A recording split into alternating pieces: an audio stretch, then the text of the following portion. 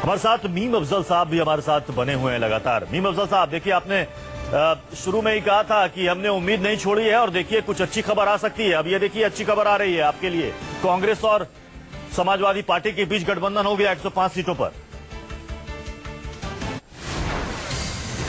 देखिए, अगर संजीव ने आपको ये खबर दी है और आपके रिसोर्सेज से ये पता लगा है सही, तो मैं तो इसका स्वागत ही कर सकता हूँ।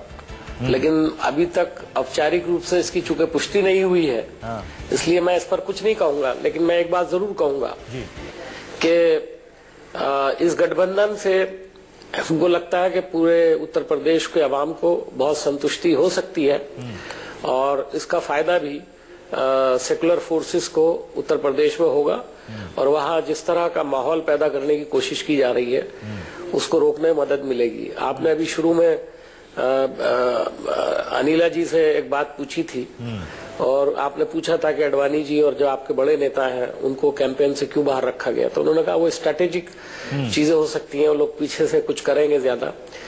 ये आप भी जानते हैं, हम भी जानते हैं और खुद अनिला जी भी जानती हैं कि इन बड़े लीडरों का, जिनका मैंने नाम नहीं लेना चाहता हूँ, उन्होंने खुद लिए नाम, उनको कहीं किसी मशवरे में शामिल किया नहीं जाता है। वो हमेशा मायूस अपने घरों में बैठे रहते हैं।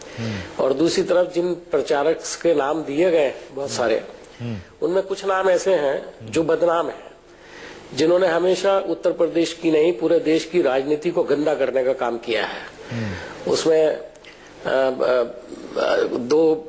कई पार्लियामेंट के मेंबर हैं, एक तो मिनिस्टर भी हैं।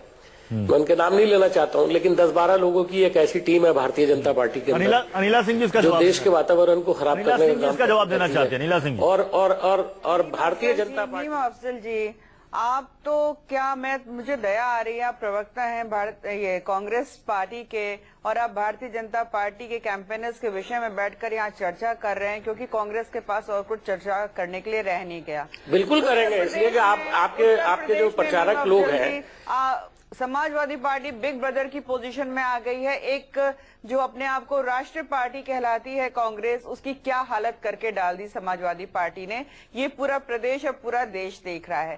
कांग्रेस तो बिल्कुल सिमट चुकी है, चाहे आपके कोई भी नेता हो जो कुछ भी कहते रहे, परंतु कांग्रेस जो है स्ट्रैटेजिकली आगे नहीं बढ़ी, इसीलिए सुकुड़ गई है। भारतीय जनता पार्टी की अपनी स्ट्रैटेजीज हैं जिससे वो अपनी राजनीति करती है, चुनावों में जाती है और इसीलिए इस देश की जनता और विभिन्न, मैं कहूंगी अलग अलग प्रदेशों की जनता भी अपने अपने चुनावों में भारतीय जनता पार्टी को स्वीकारती है। अभी बहुत कुछ बोल रहे हैं, समाजवादी वाले भी बोल रहे हैं, कांग्रेस वाले भी बोल रहे हैं। बहुत जल्द चुनाव हो तो रहे हैं अलग अलग प्रदेशों में और सबकी नजरें उत्तर प्रदेश। चलिए, चुनाव के बाद पता चल जाएगा कि किनके दावों में दम है, जनता किसको पसंद करती है। मीम अफजल साहब, लेकिन मायावती ये कह रहे हैं कि कांग्रेस को देखिए, वो तो यूपी में ऑक्सीजन पर है। कांग्रेस यूपी में समाजवादी पार्टी के सामने नतमस्तक हो गई है। वो ये कह रही है, सलाह ये भी दे रही है कि कांग्रेस को समाजवादी पार्टी के साथ ना जाकर छोटे दलों के साथ गठबंधन कर आगे बढ़ना चाहिए। मीम अफजल साहब, देखिए, छोटे जो गठबंधन है वो 2 पार्टी 4 पार्टी वाले लोग हैं और उनसे भी कहीं जगहों पर बातचीत हमारी चल रही है।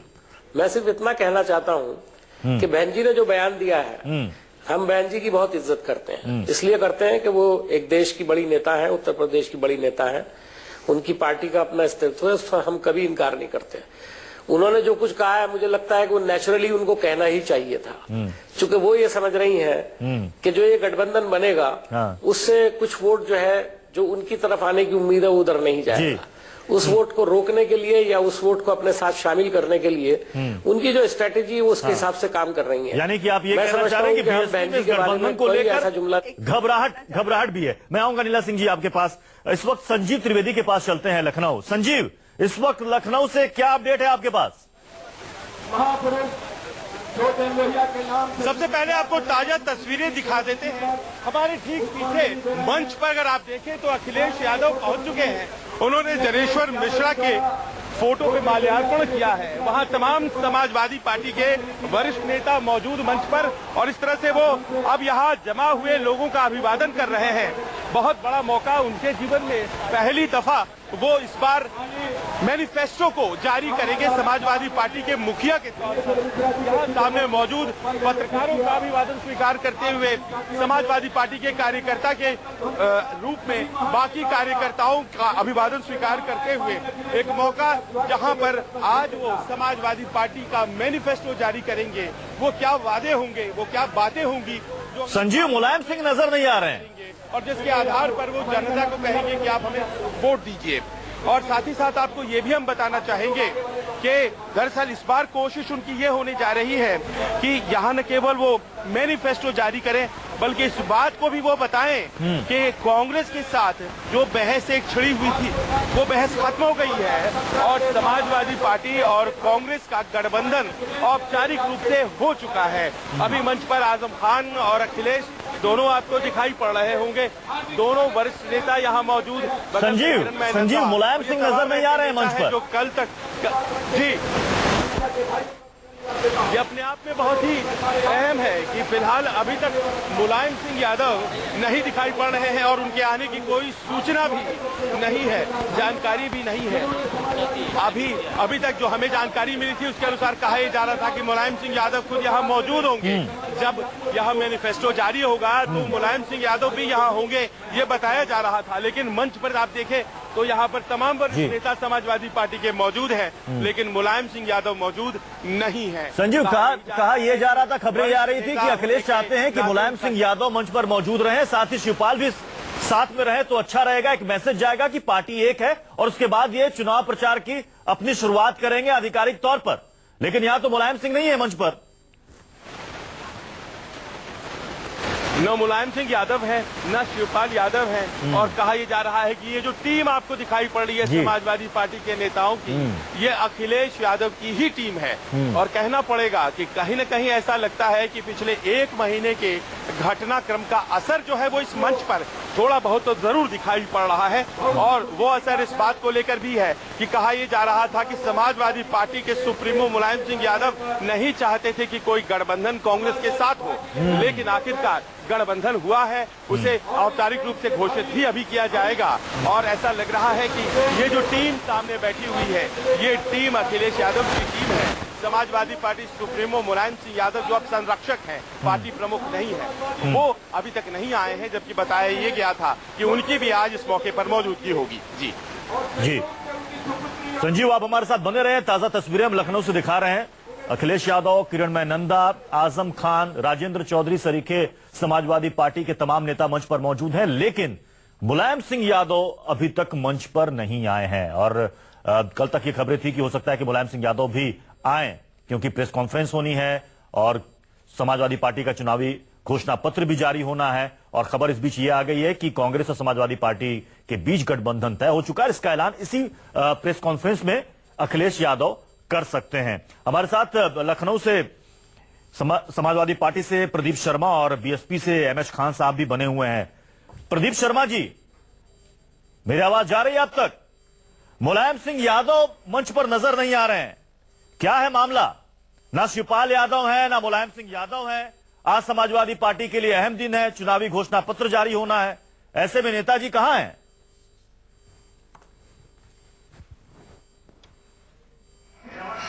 जी जी जी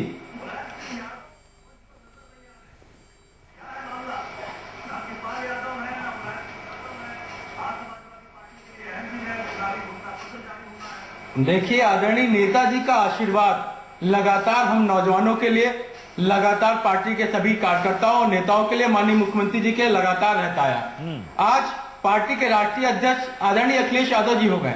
आदरणीय नेताजी राष्ट्रीय संरक्षक के रूप में काम कर रहे हैं। आपको मैं बता दूं, आदरणीय राष्ट्रीय अध्यक्ष अखिलेश यादव जी कल ही नेताजी से बिल्कुल मिले हैं, शाम को पूरी वार्ता हुई उनकी। निश्चित तौर पर आज घोषणा पत्र आदरणीय मुख्यमंत्री जी, आदरणीय राष्ट्रीय अध्यक्ष जी अखिलेश यादव जी जारी कर रहे हैं। मुझे पूरी विश्वास है कि नेताजी का आशीर्वाद हमारे साथ था, है और रहेगा। और जल्द ही नेताजी भी मंच पर आएंगे कि नेताजी का आशीर्वाद माननीय मुख्यमंत्री जी, माननीय राष्ट्रीय अध्यक्ष जी लेने का काम करेंगे। अभी तक तो नेताजी मंच पर नजर नहीं आ रहे हैं और ऐसी खबरें भी नहीं है कि वो मंच पर यहां पर आए। शिवपाल यादव वो भी नजर नहीं आ रहे हैं, जबकि कहा यह जा रहा था कि आपके राष्ट्रीय अध्यक्ष अखिलेश यादव ने चाहा था कि दोनों नेता मंच पर रहे।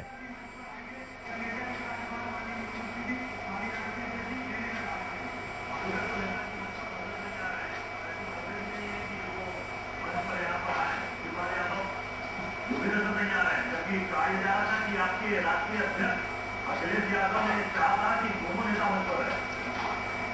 देखिए कल ही मंत्रणा हुई थी आदरणीय नेताजी से माननीय राष्ट्रीय अध्यक्ष जी की, और सारी बातें आदरणीय नेताजी और माननीय राष्ट्रीय अध्यक्ष के बीच में हुई होंगी, उस पर मैं नहीं जाना चाहता हूं। लेकिन आज राष्ट्रीय अध्यक्ष जी लगातार अगर घोषणा पत्र जारी करने का काम कर रहे हैं तो राष्ट्रीय संरक्षक के रूप में, पार्टी के संरक्षक के रूप में नेताजी रहे हैं, और नेताजी का आशीर्वाद मिलेगा, निश्चित तौर पर मिलेगा। हम चुनाव में नेताजी के आशीर्वाद के नाम पर, माननीय राष्ट्रीय अध्यक्ष जी के विकास के नाम पर हम लोग पार्टी अपनी जनता के बीच में जाकर सरकार बनाने का काम करेंगे।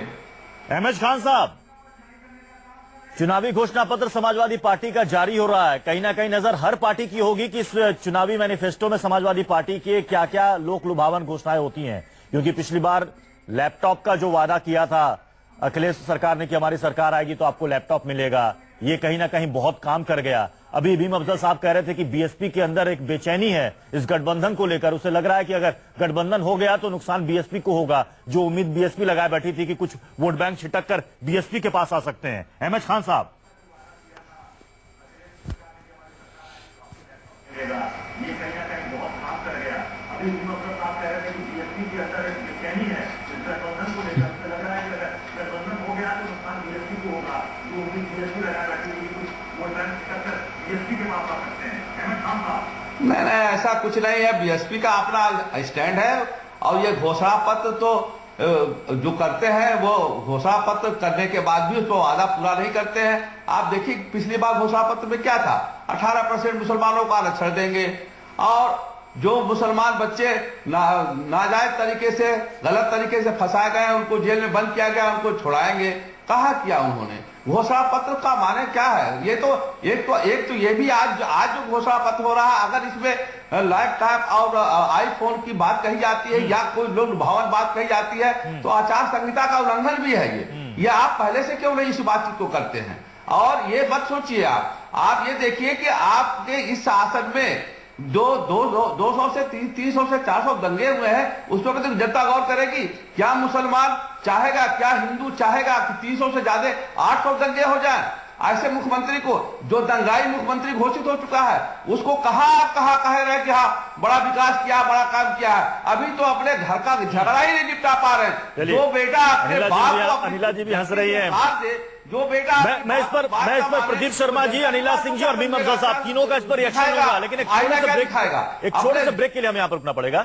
एक छोटे से ब्रेक के बाद जो सवाल यहां पर बीएसपी के प्रवक्ता डॉक्टर अहमद खान ने उठाया, इस सवाल का जवाब हम बाकी पार्टियों के प्रवक्ताओं से लेंगे इस ब्रेक के बाद।